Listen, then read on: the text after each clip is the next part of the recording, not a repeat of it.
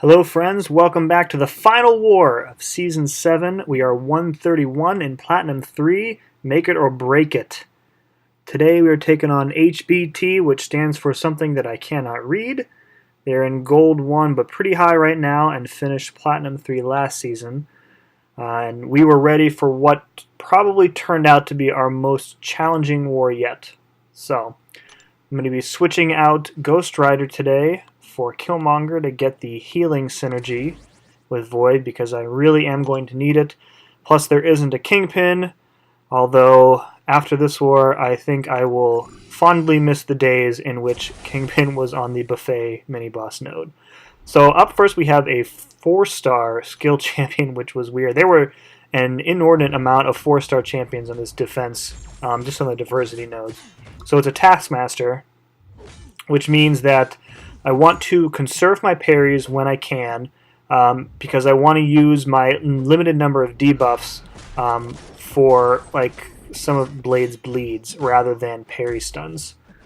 Now I am comfortable dodging and punishing Taskmaster's S1 and S2. They're both pretty easy. S2 is a little bit easier. S1, as long as you dodge the bullets instead of blocking them, you can go back in for punishment. Get off a nice little intercept there. Trying to bait the special here. He's pretty much dead. I don't know how many debuffs I have left, but so the thing with this special one is you have to anticipate when the bullets are going to arrive rather than react to the gunshots. So once you get that down, it becomes pretty easy to get the timing down. And speaking of down, there goes Taskmaster. Alright, so this next node I was pretty sure was going to be an Iron Man Infinity War. I just had a feeling about it. I don't run Scatter Lens, so this alliance seemed to throw diversity out the window, and it seemed likely that they were going to put a tough champ on the earlier node, and so it was an Iron Man Infinity War.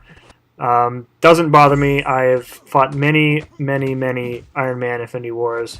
And Void is one of the best matchups, I think. One of the best non-armor break matchups, for sure. So right off the bat, I get the 2 Petrifies, so for the rest of the fight, when he gets down to 15% health, I won't have to worry about his irritating power gain, which is really nice to have. So, and it's likely the fight would have gone long enough that Fear the Void would have popped up anyway, but... So this node doesn't really have anything special, and it's a special 2 bias, but you know his special attacks are more or less the same sort of dodge pattern.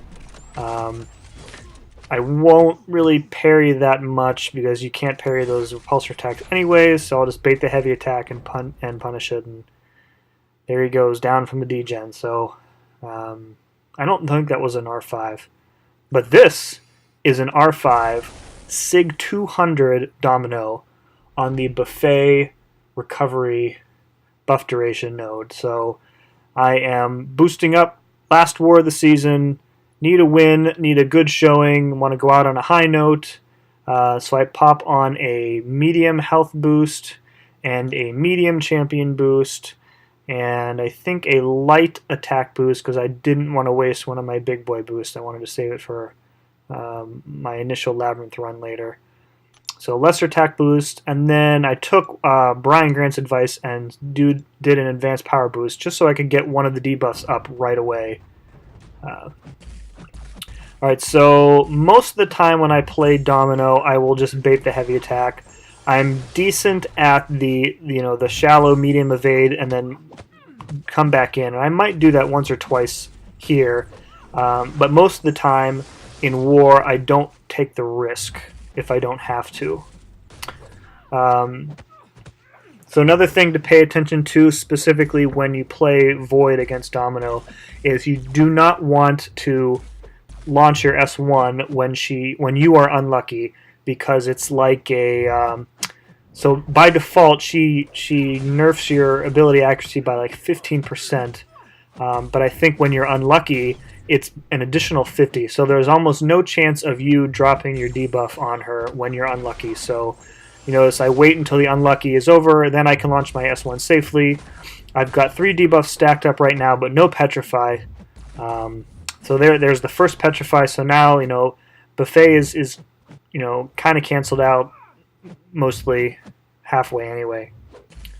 Backed up into the corner, trying to hit into her block to create some space so that she'll launch her special 2, and there we go. I also took Resonate off before this fight. If you leave Resonate on, which is pretty common for a Void player, you'll proc critical failure on every hit. So she breaks through my block there. I take a couple hits. She's back at her S2. I'm backed up against the wall, trying to hit into her block using what little power buffer I have left. I've got a little bit of more space now. She ends up throwing her S2, which is great. And by this time, I am backed up against the wall enough where I'm just going to hold my special 3, and I can use it if I get really pushed back. So I go ahead and use it here because I had an opening, and I could push her up again to 2 bars of power or close to it. I was also keeping a very careful eye on the clock here. So less than a minute left. She's got 30% health remaining. I've got Fear of the Void and the attack bonus up. I could really use another Petrify here so that I can start giving her some major damage with Buffet. She goes lucky pretty much the last 2 or 3 times that I push her over a bar. There's a Petrify. So now I'm pretty confident the fight is over, and there we go. Probably the best fight against a Domino in War I've ever had, I think, for sure. So, all right, going to heal up Void for the rest of this path, not including the mini, because I didn't have enough energy till the next morning. So I was happy to use potions after that, full attack bonus. So this is a Beast 6-star unduped on Explosive Personality. Explosive Personality is a node that I really have to actively remember to counter, in that it's muscle memory to hit into an opponent's block to bait a special attack, and I think I do it here out of habit once, but obviously not enough times to trigger the explosion and the damage. So the other thing about Beast is that he has a pretty, it doesn't look like it, but the distance on his medium swipe is pretty far.